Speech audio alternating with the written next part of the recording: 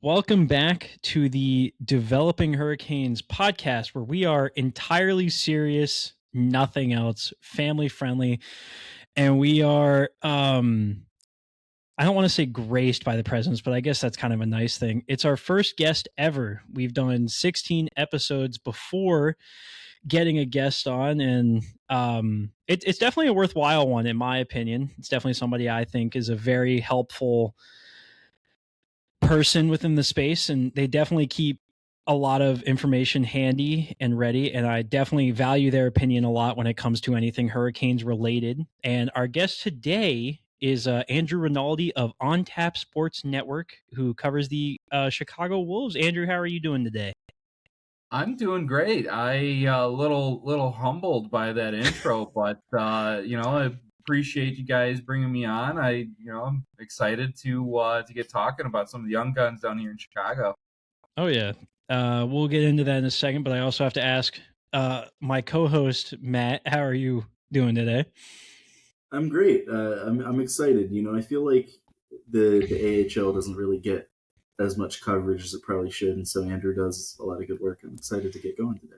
Hey, let me tell you what, on a Friday or Saturday night, I greatly appreciate seeing a couple of the video posts mainly, but also a lot of the written commentary, because it helps me and a lot.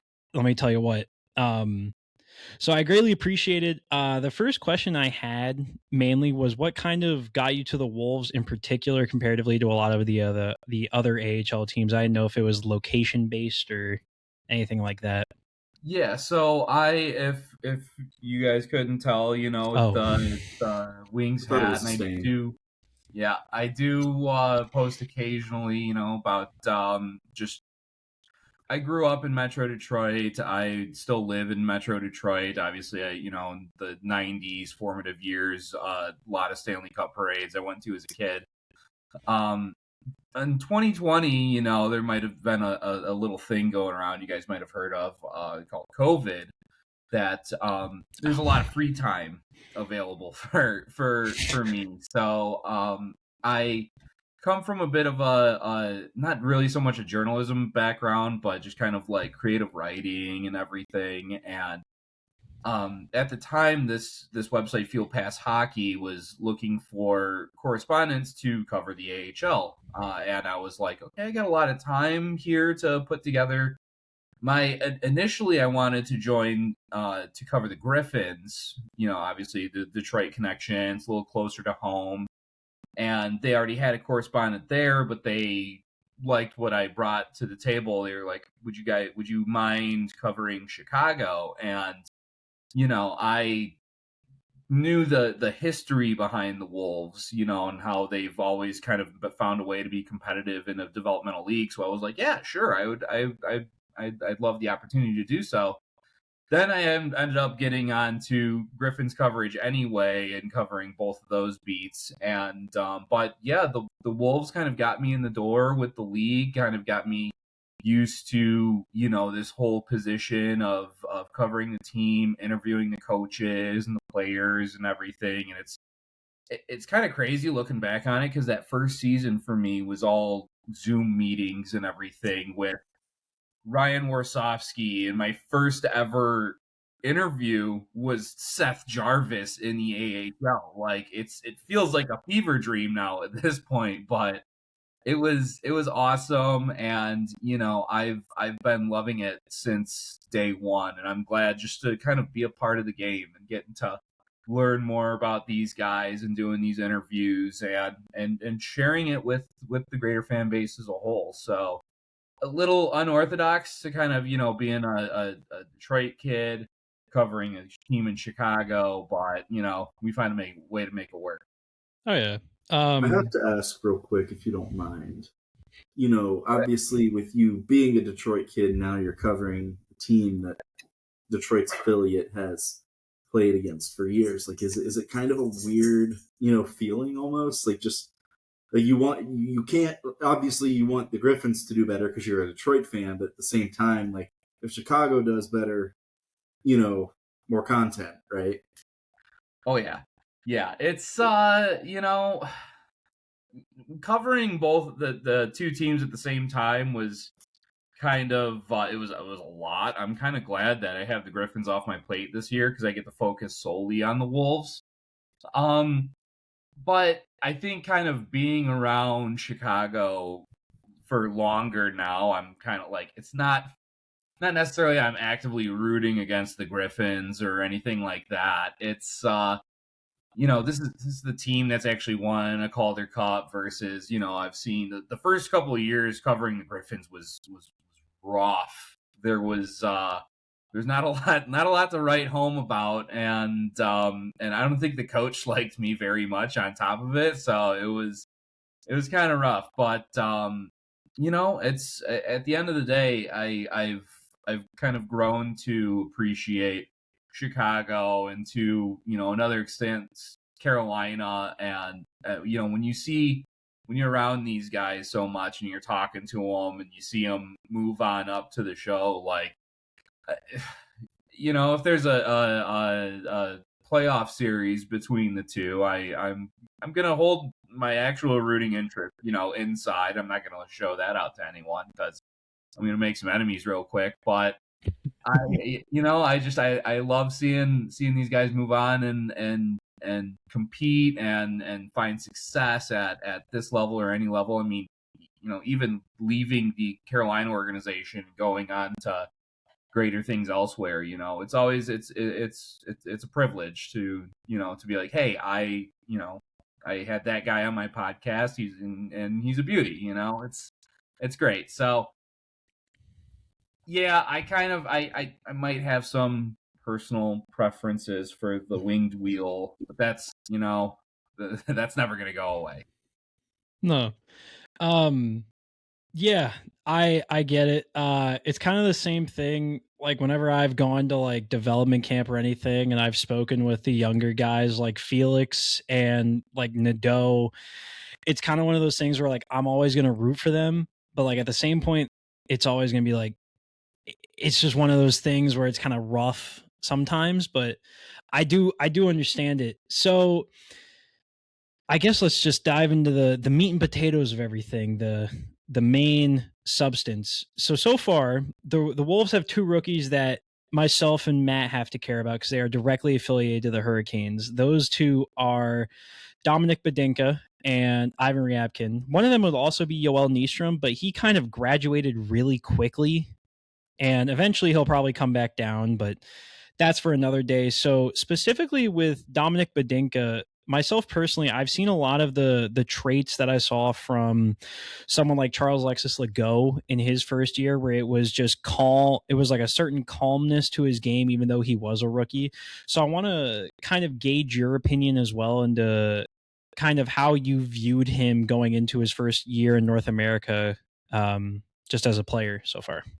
Yeah, he's really surprised me in a good way. Just the poise that he's been able to have in just with the puck, without the puck. I mean, between Legault, Nystrom getting called up, Fensori's been yo-yoing back and forth all year. Chicago's really had to rely on him probably more than they initially anticipated. Like he's been on that top pairing with Gavin Bayreuther, and it's been an anchor of stability on that back end for him, and it's you can see he's got the smarts beyond his years, and just the ability in which he's able to make these plays. He's able to read the play. It's you don't see that very often from a guy that's as young as he is. So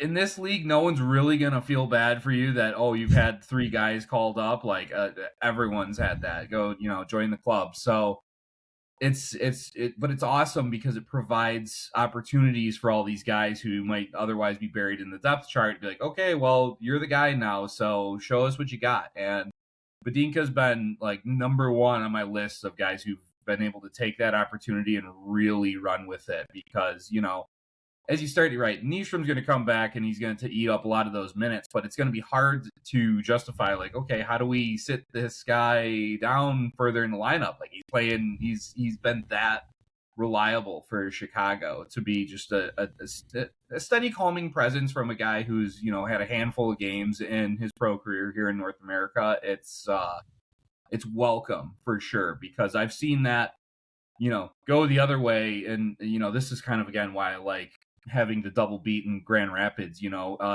Like William Wallinder is a guy who he had pro experience over in Sweden, but he comes over in North America and he's just a deer in the headlights. And I wasn't sure if I was going to be getting that from Badinka as well, and I'm glad to be proven wrong on that aspect. You can always see highlights and tapes of a guy coming in, but you just don't know how he's going to respond to the league. And here we are, not even really 2 months into the season, and he's already established himself on the top pairing. He's seeing special team play both ways, and getting better as each game goes on by. So he's been like the number one godsend for me personally.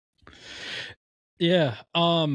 That was kind of another one of my things, was like the right-handed depth chart before the year was looking really nice, because you're probably going to have some form of Charles Alexis Legault, Joel Nystrom, and then you're going to have a mix of Badinka, but then another guy that's kind of elevated himself into a nice role, who I've seen a lot of positives from, and I was interested to see how it would kind of go, because this was going to be his first full season in the AHL comparatively to the ECHL over the past couple of years, was Bryce Montgomery. But at least from what I've seen, it's kind of just what I was thinking was going to happen, where he was just going to be this physical presence, where he was just going to, you knew where he was at all points whenever he stepped onto the ice, because 6'4", 225, 230, he is he's a force out there.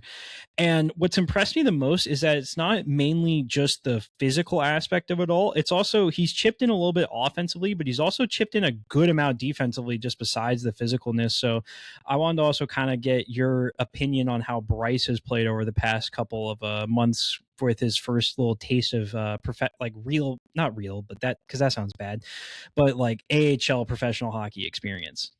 For sure. And I think you kind of hit the nail on the head there, because he's big and imposing, and so the stuff that's gonna really step out and grab the highlights is gonna be the hits, and a couple scraps that he's been in.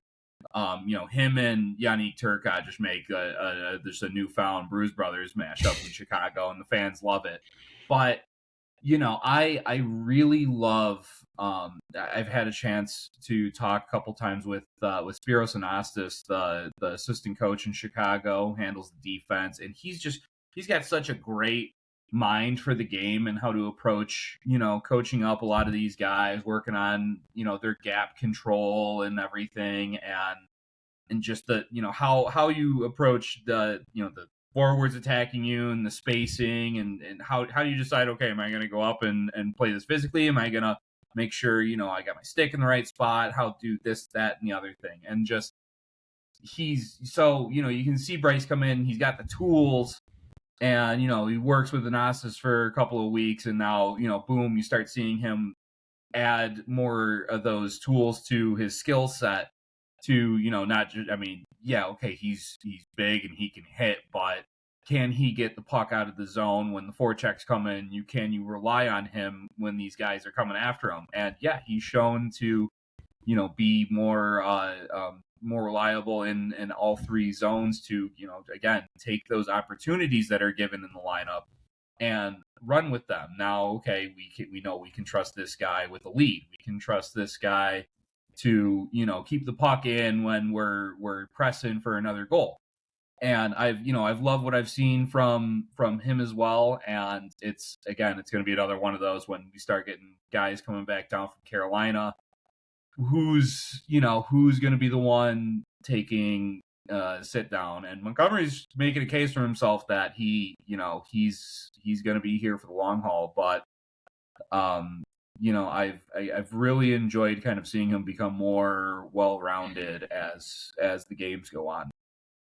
Yeah, that's It wasn't that I was questioning so much of his entry level contract, because I kind of saw a couple of his games with South Carolina. What was that, 2 years ago at this point?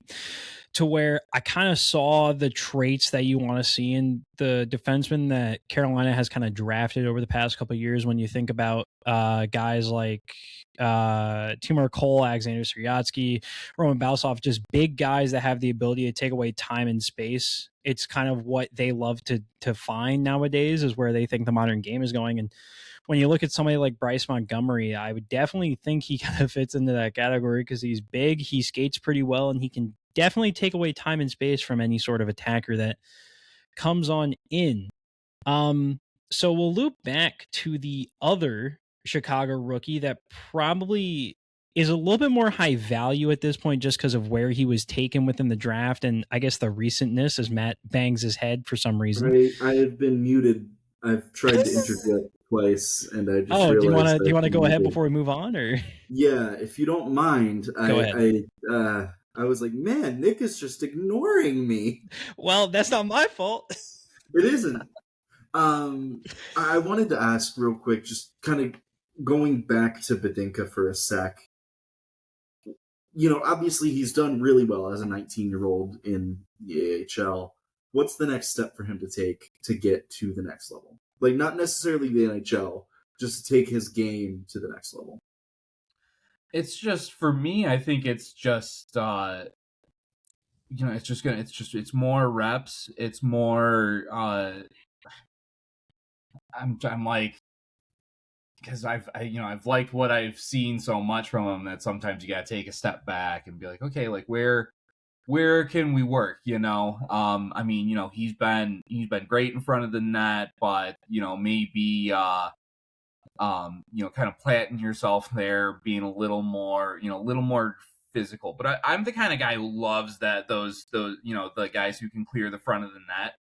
And like a Montgomery type, and great, Badinka might not be 6'4" and 220, or I don't know exactly Montgomery's dimensions, but just finding you might not have the body type to body a guy in front of the net, but what can you bring to stop it so that you can cancel out any threat that might be for backdoor deflection or something like that. Not that he's really struggled with that, but it just it adds another element to your game. And it's kind of reminds me, we might be getting ahead of ourselves, but like you get so impressed with Nadeau last year as a rookie and how many goals he scores, and you're like, oh, okay, well, he's doing so good, well, how is he not getting shot in the NHL? And you realize that it becomes all of the little things in the game, and there's so much that's emphasized on just being consistent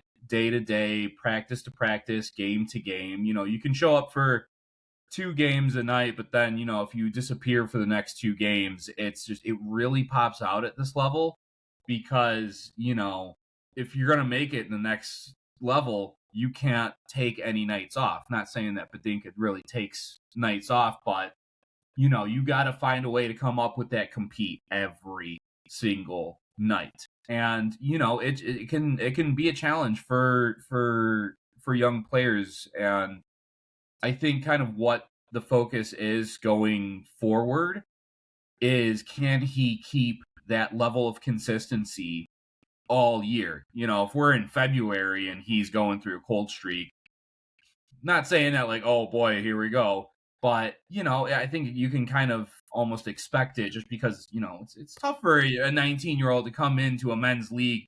You're getting pounded against the boards every night by big grown men. It is tough to maintain. So yeah.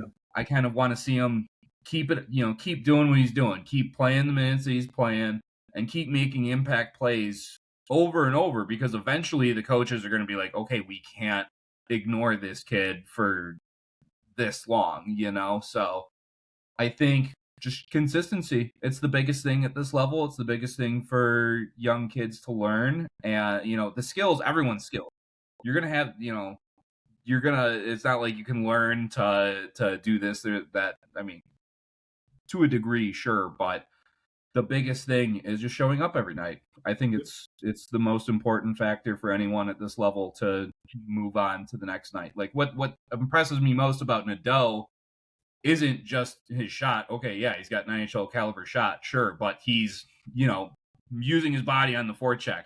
He's skating hard on the back check. He's, covering his gaps and attacking smart in the neutral zone. He's doing those things, those little tiny details that might not get you on the highlight reel, but it's going to get you in the lineup.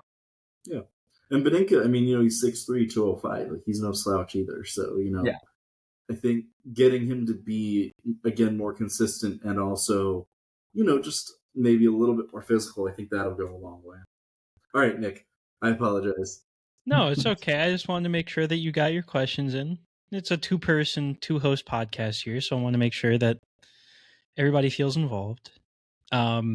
So the other rookie besides Dominic Bedenka that Matt and I kind of need to, or not, at least Matt doesn't, but I kind of need to have to, whoo, man, we're off to a bold start. Is the other rookie that we focus on a little bit more, and maybe he has a little bit more name recognition just because he was drafted more recently, is Ivan Ryabkin, who has kind of been the fourth line center for the most part. And at least in my viewings, it's kind of been hit or miss. Like some nights he looks really good. You can kind of see where the power forward aspect comes in. But on other nights, he might be a little bit more absent-minded. He might take a couple more penalties than people probably would like. And even on good nights, he'll probably still end up doing that. But I wanted to kind of get your thoughts on how Ryabkin has kind of adapted, because this is his first year in pro hockey, and I mean, as well, just his second year in North America, because he came in about halfway through last year to Muskegon. So I kind of wanted to get your thoughts on where he kind of looks as somewhere in his development right now, and just seeing where, like, some of the areas that maybe he could improve, and some of the areas that he might look not pro ready, but just like more ready than you expected so far.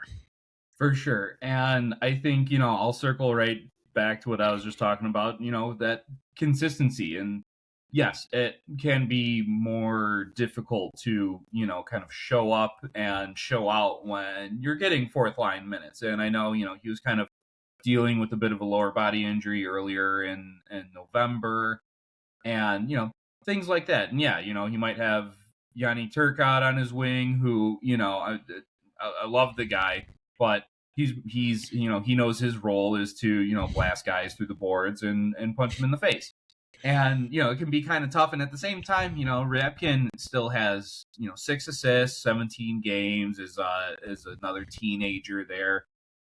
And I use teenager because that's his age, but if you look at his style and just he's in a man's body kind of already, and that's kind of that aggressiveness is what I love to see from him. He's active out there in front of the net and just being an absolute menace. It's right, kind of making smarter plays, make smarter decisions. I love that aggressiveness, but you also got to kind of dial it back here and there, maybe not take that tripping penalty or, get involved in some of the extracurricular stuff. But it's a fine line, because for a guy like him, he's playing his best game when he's right there in the middle in someone's face. So, I don't necessarily want to reel in the leash too, because now you're kind of reeling him in as a player. And for him, I think it's just continuing to, kind of learn and take in these habits of being what's here on a pro team, following some of these veterans, see what they're doing in practice, see what they're doing on the ice, off the ice, to become a more just consistent, well-rounded player. I think he's definitely got the skills, and we've seen a lot of that from him. It's just, it's not every 19-year-old like Badika is going to come in and look like a top shelf player as soon as they walk in, but it's certainly there.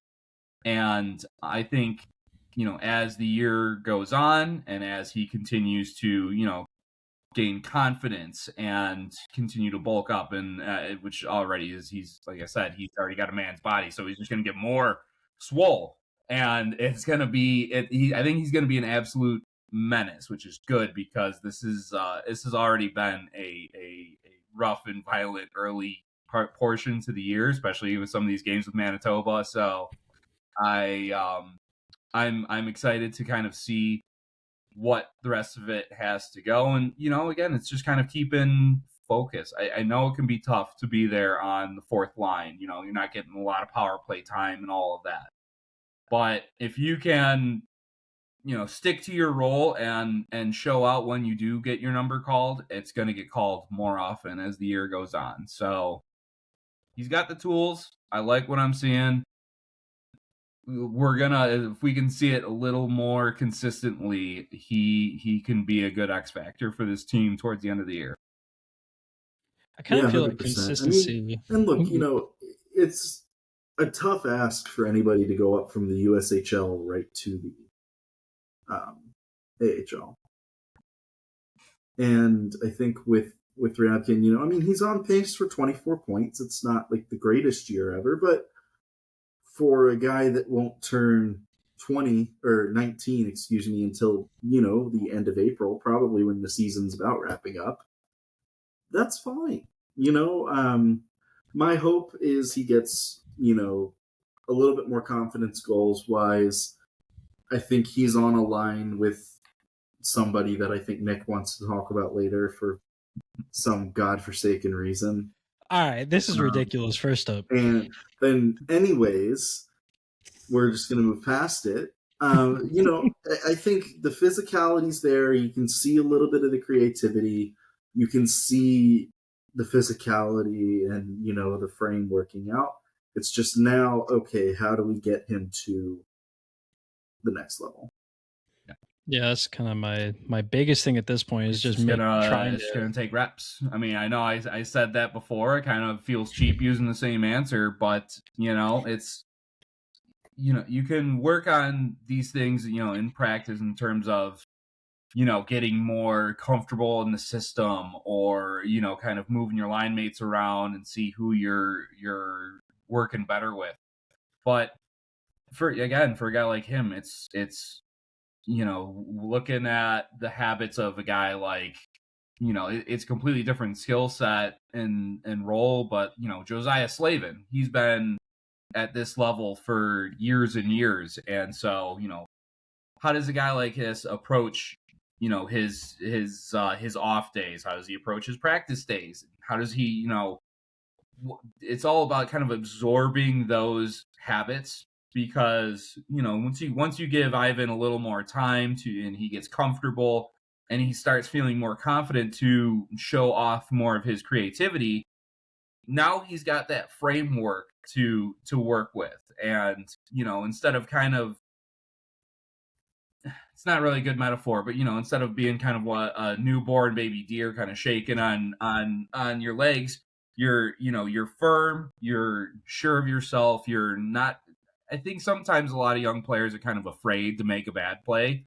And then that just kind of leads into, if you're more scared of making a bad play instead of like, I'm going to make a good play, it happens. I mean, look at Unger Sorum last year. I kind of feel like he had the same deal where he's more focused on not screwing up, that it just leads into a turnover or something, versus this year. And again, I'm sure I'm getting ahead of myself, but whatever. I love talking about the kid. This year, he's just a completely different player, and he's confident. And every time he has the puck, he's like, I'm going to make a play. And even if he doesn't have the puck, he's going to make a play. And it's follow that example, and he'll be fine.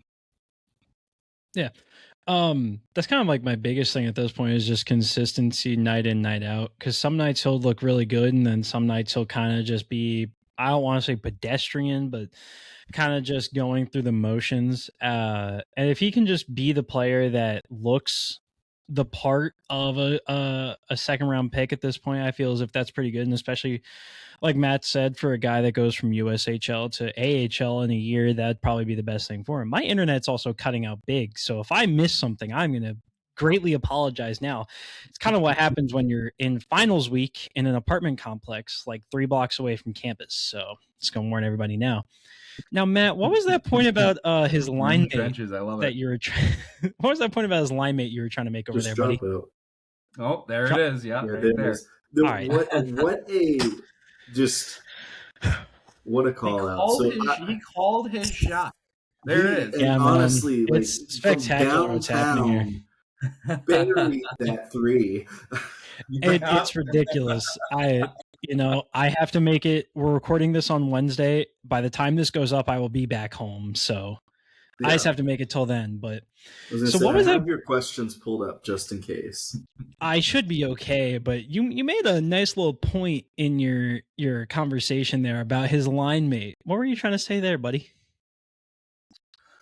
I mean, I'm trying to say that I understand for the language barrier. It makes sense. I don't want to get. Yo, you know my opinions on the language barrier. You don't want to get into this.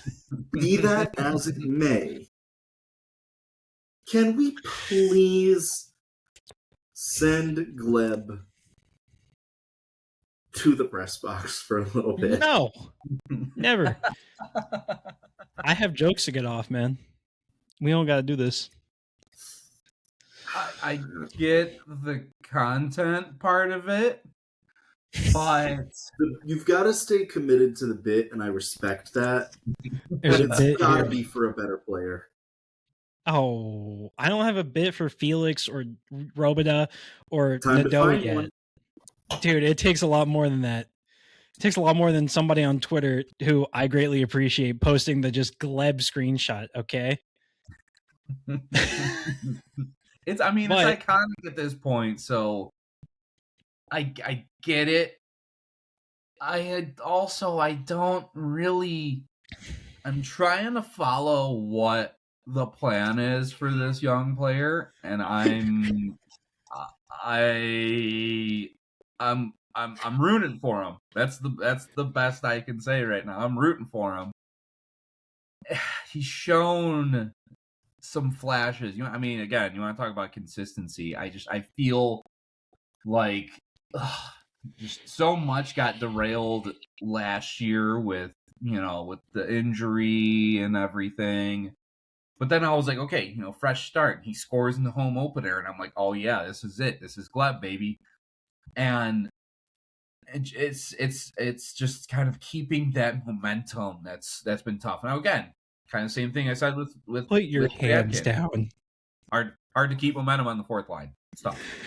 No, I get it. I'm gonna hold the hope, but I do understand. I'm not sure what the plan is, and part of it is, is that okay? Evan Vierling has showed up on the second line, and he's been outplaying you. Okay, guy on an AHL contract has reached out and took your job. Are you going to take it back? Or are you going to sit down in that bottom 6 and learn how to be a more effective player there?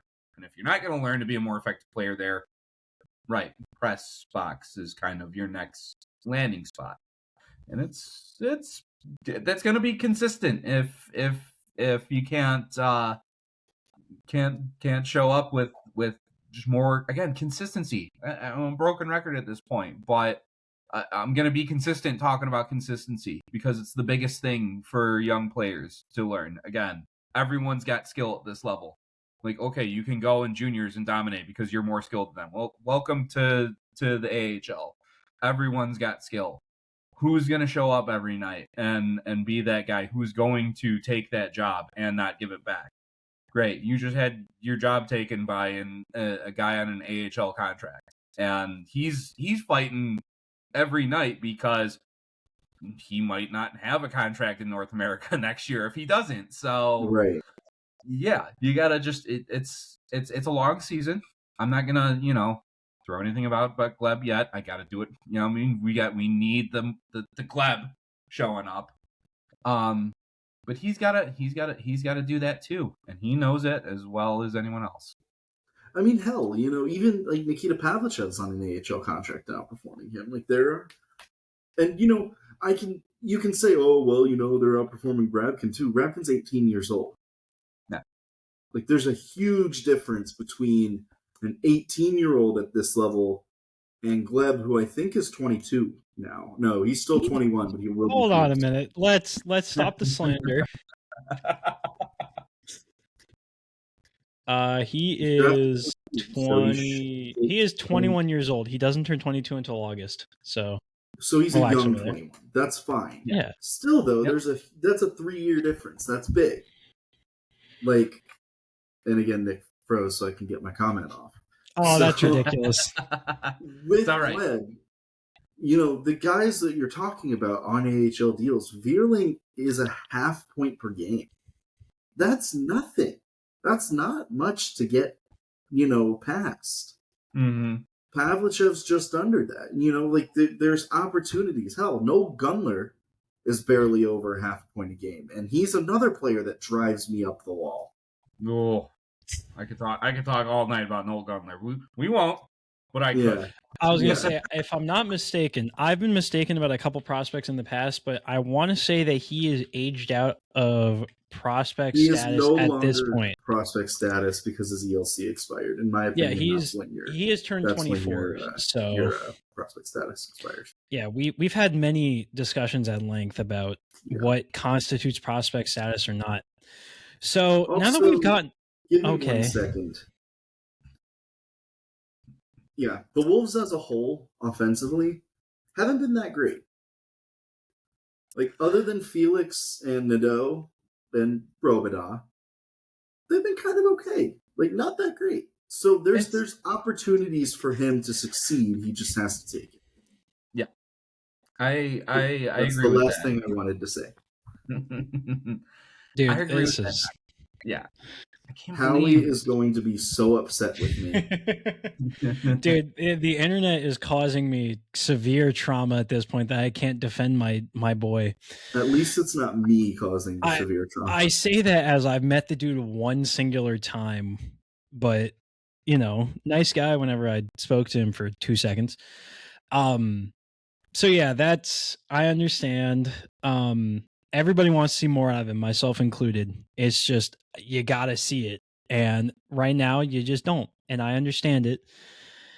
We'll eventually find bits for other players, but we've been spoiled over the past couple of years, mainly with Nikishin having one consistent bit. And I'll have to find another one, but sometimes a comedian can't come up with multiple.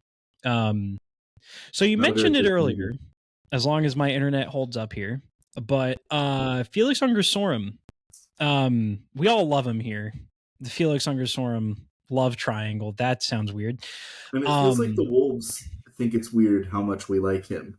I don't know if you've seen that caught me off guard. They're but I'm sorry that I really like Felix Ungersorum. Prospects, okay. You're gonna hate on me for liking Felix Ungersorum?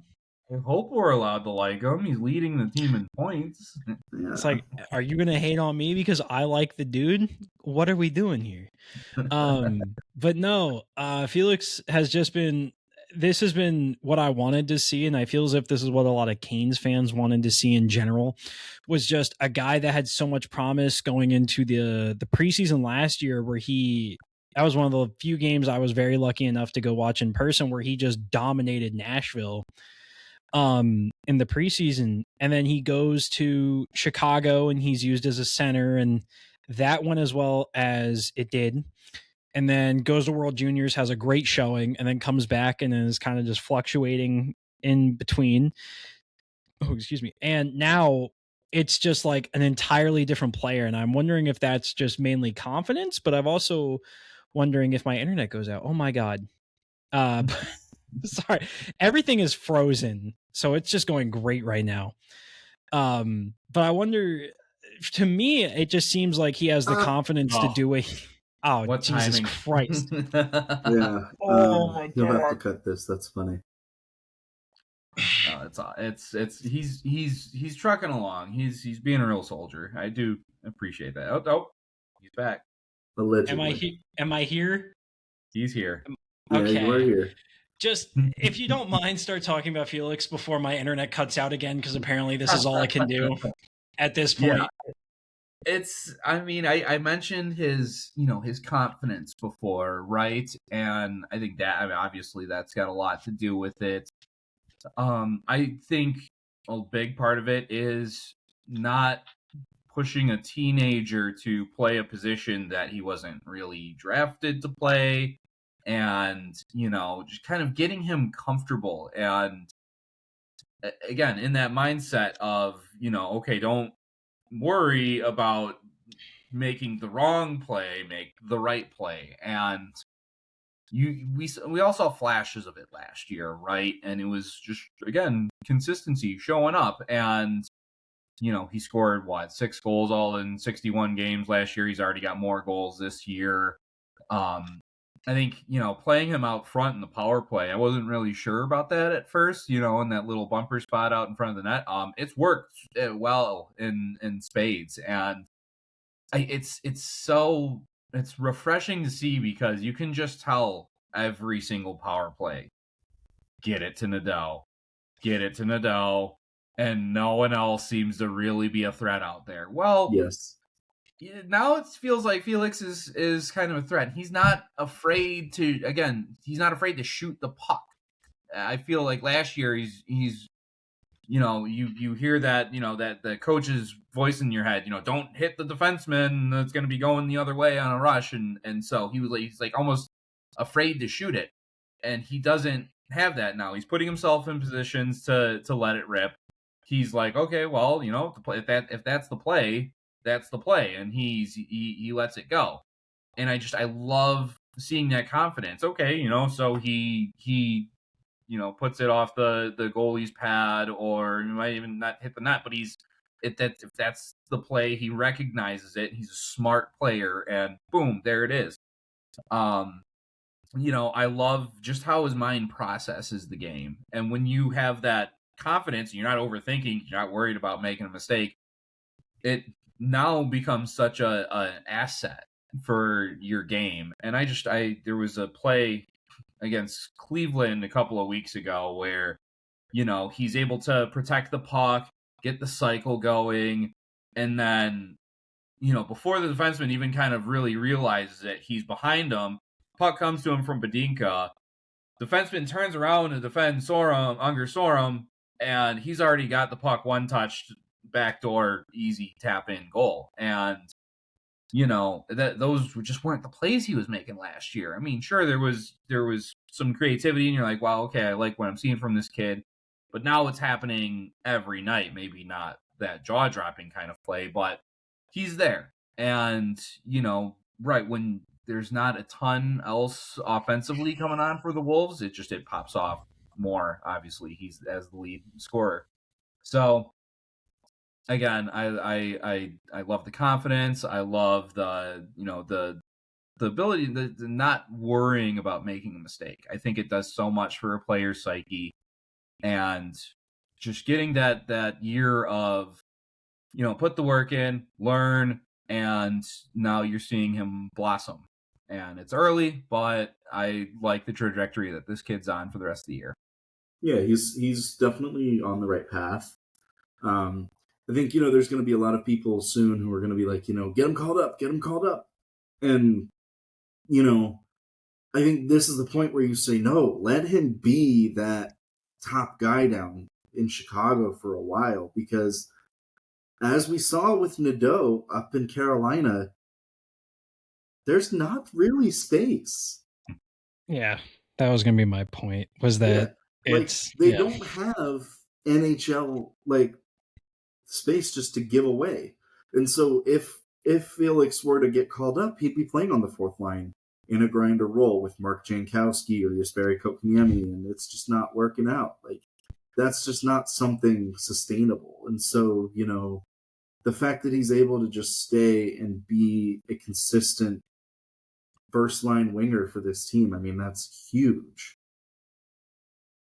Yeah, that was kind of my thing as well, was that it seems like everything is just starting to click for him, and he's gotten, obviously the confidence is kind of the biggest thing, but the physicality as well, he's gotten a lot better with comparatively to his first year. And again, I would honestly attribute a lot of it to just playing center, which he hasn't played since, he said junior. Whenever I talked to him in the summer before that first AHL season, he hadn't played center since junior. But it's just one of those things that it's kind of nice to see the year-over-year growth, obviously. And the day whenever I think the Wolves play Saturday, but Friday, but whenever he does get that next point to go over his yearly total from last year, that'll be kind of a nice moment. The last question that I had personally was, somebody else had asked about Bradley Nadeau being NHL ready. And before the year, my kind of thing I wanted to see from Nadeau was the 5-on-5 aspect of it all, where a lot of his points last year came on the power play where he was the primary shooter. The 5-on-5 points were there to a certain extent, but it wasn't like his main calling card. And that's kind of where the area that I wanted to see him improve upon the most, as well as just the physicality of professional hockey, where, you know, he's 5'11", 180, maybe 185. And I wanted to see him just get better physically. And from what I've seen, I've kind of seen the 5-on-5 play get better. And I've seen a lot of the physicality where he's handled it better. He's shown a lot more willingness to get into board battles, willingness to just engage physically. And I just wanted to kind of gauge where you see that as well in terms of his NHL readiness to a certain extent, even though Matt made it abundantly clear that if I see him in another fourth line role, I'm going to be less than happy. I tend to agree with kind of all those points. And I think it was definitely more apparent. You know, he had his little bit of cup of coffee in Carolina this year and then came back down. He looked a step quicker, you know, all of a sudden. And I think it just has something to do with, you know, when you play at that next level and everything is just bang, bang, you know, it can see sometimes when you're covering the AHL, like, wow, these guys are making plays really fast. And then you go to an NHL game and you're sitting in the third row and you're just like, oh, this is a different monster here. So he takes some of that and came back to Chicago, and it's almost like, oh wow, this is a completely different guy after just a couple games.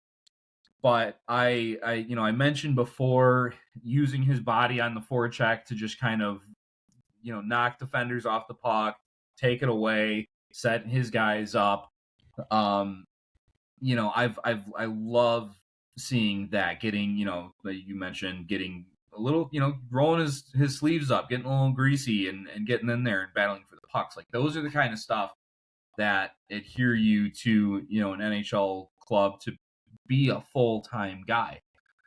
And it's just, you know, kind of piggybacking on that point, where does he go in Carolina? You know, it's I'll take him in Detroit. You know, you guys can have this. Hold on a minute. Use Michael Rasmussen. I think he's be great there. What? We only want good hockey players. I don't want them trying to. Hey, you're confused. You'll be fine. Yeah, he. You know, again, you know, he's showing up every night and making those, you know, those kinds of plays. It's not just, you know, oh wow, look at me, I have NHL shot in the power play. Like, that's great. You know who else had an NHL shot in the power play? Marty Ferk, who's been in the AHL for like 30 years now. Like, former Hurricane. I was about to say, yeah, former Hurricane, yeah. Former Hurricane, great too. Oh, so yeah. we both have a love for Marty Ferk in this house. Former Nathan McKinnon line mate, I'm pretty sure. Wow. Yeah, and back with Halifax. Yeah. And so, you know, it's making those plays that, you know, do you want to be Marty Ferk, lighting up the AHL for 40 goals a year and, you know, having a handful of NHL games in your pocket, or do you want to be a guy who can, you know, pot 20, 30 goals a year in the NHL and do more than just blast a puck, you know? And for him, it's all those points that we've talked about. It's, you know, it's he's playing the penalty kill this year, and they wouldn't have let him anywhere near the penalty kill last year. So it's great to see them putting him in position to kind of expand his skill set. And it's not like he's on the penalty kill and there's a whole black hole of defense. He knows where to be. He knows where his stick's got to be, and he's making the smart plays and the smart reads. So you see more of that, and it's he's just gonna keep pushing the envelope, and it's gonna force someone, whether it's in Carolina, to be like, hey, we have to bring this kid up, or someone else somewhere that's like, hey, we need this kid to be part of our future going forward. He's on the road to success. Yeah. That was the end of my questions personally. I know Matt had another one that wasn't entirely prospects related, but I'll let him ask it anyways. So, Andrew, I know you and I had many discussions early on in the year about how Chicago's goaltending situation was horrifying. Has that improved with the return of Caden Primo? It seems like Miftakov has kind of been at least all right, or Miftahov apparently. But it seems like things are going in the right direction. Can you kind of give us some insight into what the goaltending position's looking like down there? Yeah, I never really thought I'd say, thank God for Caden Primo, but here I am saying thank God for Caden Primo. And, he's a good veteran netminder at this level, and he's helped stabilize this position. I think it's helped with Miftahov to not have that burden of, I'm the last line of defense. Oh boy, kind of in his head. I think he kind of struggled a bit with that, but now it's like I don't have to be the hero. I can kind of settle in my crease and do what needs to be done to put this team in a position to win every night. So aside from they kind of got, walked by Manitoba, the score looked a little worse than the actual game, I thought. And they kind of gave up in the third period. But, I think overall Primo helped kind of steady the ship. It's like, okay, it's not, the sky isn't falling. We don't have, Nikita Quap, he did his best, and I kind of felt like he was a little over his head there in the AHL, and I actually, I enjoyed the one Ruslan Kazayev sighting that we had, and that was great. But now, I haven't been keeping a whole lot of tabs on him in Greensboro, but yeah, man, I heard it's not necessary. Yeah. Hazaev's doing a little bit better, but Klopp is having some struggles. Yeah, I kind of got a bit of that vibe, just kind of what I was seeing in Chicago. So it's but I mean that's a good place to put a young netminder, let them work it out. I've seen so much of this position is just between the ears, and I get, here in Chicago sometimes, like with Miftahov, you kind of feel the whole world on your shoulders, and it's good to get some stability, to get these guys kind of wired in right. And I love the goaltending coach here in Chicago, Stan Dubicki. He's, obviously he's worked with Kochekov and Spencer Martin in the past, but he's been with the Wolves going back to their affiliation days with Vancouver, I want to say, and maybe not that long, but it's been. I know Jordan Binnington has come through Chicago while Stan was here, and we talked a little bit about him and just his eccentricness. I'll say that's a polite way to say it. So you kind of always figure that he would help kind of get the guys lined up right, and again, God bless Caden Primo.